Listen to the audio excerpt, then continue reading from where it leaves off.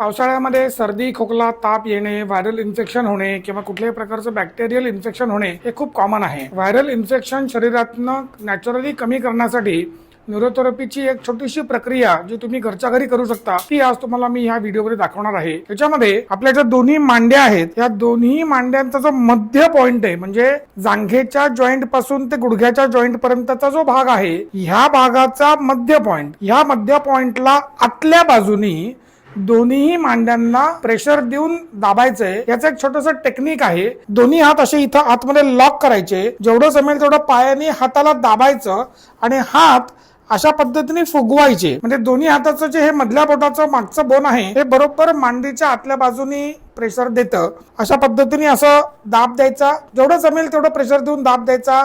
6 second धरून ठेवायचं, हात सोडायचे. परत त्याच ठिकाणी 6 सेकंद धरून ठेवायचं, दाब देऊन हात सोडायचे. असं 5 वेळा करायचं. म्हणजे एकदा हात असा लावला इकडे, 6 सेकंद मोजले, हात फुगवून मग हात बाहेर काढला, हे एकदा झालं. परत 1 2 3 4 5 6 हे दोनदा झालं.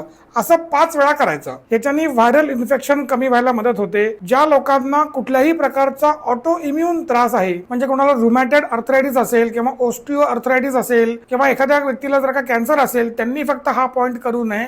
त्यांना त्याचा काहीही फायदा होणार नाही. पण बाकीच्या सगळ्यांनी ही प्रक्रिया करायला मात्र काहीही हरकत नाहीये. आपण करून बघा आणि आपला काय अनुभव आहे ते आम्हाला कॉमेंट्समध्ये नक्की कळवा. आपल्या सगळ्यांसाठी फेसबुकवरती आम्ही एक विशिष्ट ग्रुप तयार केला आहे, ज्या ग्रुपमध्ये अशाच पद्धतीच्या थोड्याशा मोठ्या प्रक्रिया आम्ही सगळ्यांना देतोय.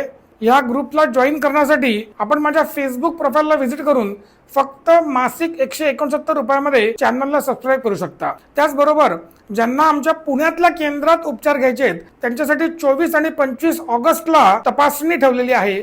त्या ठिकाणी येऊन आपण स्वतः माझ्याकडनं तपासणी करून घेऊ शकता आणि पुढे आमच्या पुण्याच्या केंद्रामध्ये उपचार घेऊ शकता.